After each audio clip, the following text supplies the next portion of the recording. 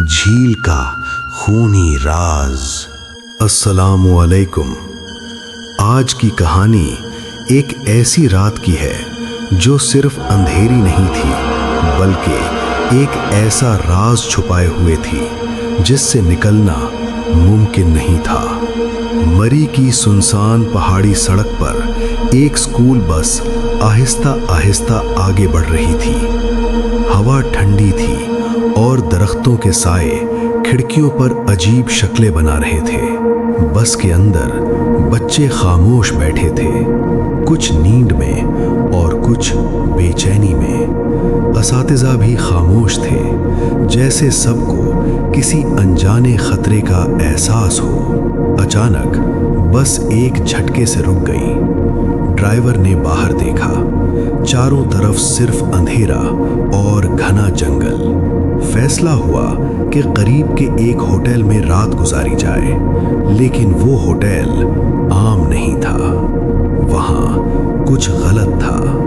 रात के खाने के बाद सब अपने कमरों में चले गए, लेकिन एक कमरे में चंद दोस्त जाग रहे थे। उनकी नजर खिड़की से बाहर गई। जंगल के बीच एक स्याह झील थी। पानी बिल्कुल साकित, जैसे किसी चीज का इंतजार कर रहा हो। उन्होंने फैसला किया कि वो चुपके से झील तक जाएंगे, सिर्फ एक तस्वीर के लिए। लेकिन वो नहीं जानते थे कि कोई उन्हें देख रहा है। रात के अंधेरे में वो खामोशी से बाहर निकले और जंगल की तरफ बढ़ने लगे। हर कदम के साथ अंधेरा बढ़ता जा रहा था। हवा की आवाज अब सरगोशी जैसी लग रही थी और फिर उन्हें एहसास हुआ कि वो अकेले नहीं हैं। अचानक उनमें से एक गायब हो गया। वो उसे पुकारने लगे, लेकिन जवाब सिर्फ गूंज थी। तभी उन्हें आवाज आई जैसे कोई जमीन खोद रहा हो।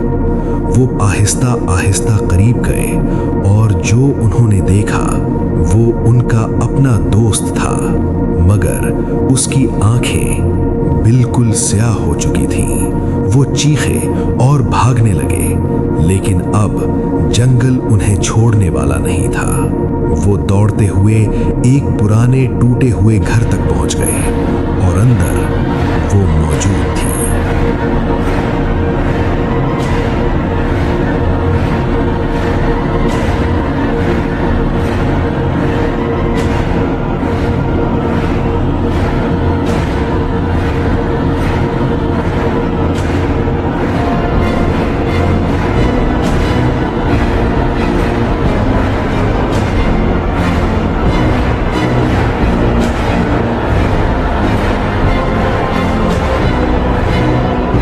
सफेद बाल, चेहरा झुर्रियों से भरा हुआ और होठों पर खुश्क खून। वो हिली भी नहीं, मगर फिर भी उनके करीब आ गई और अचानक वो जमीन पर रेंगने लगी। तेजी से उनकी तरफ वो भागे, बहुत तेजी से भागे। पीछे सिर्फ अंधेरा नहीं था। वो झील के पास पहुंच गए और एक फिसल गया। वो सीधा पानी में गिर गया। पानी बिल्कुल खामोश था। सिर्फ एक हाथ मदद के लिए बाहर निकला और फिर गायब हो गया। सुबह सब कुछ खत्म हो चुका था। पुलिस, लाशें, खामोशी। कहते हैं वो बूढ़ी औरत आज भी वहां मौजूद है।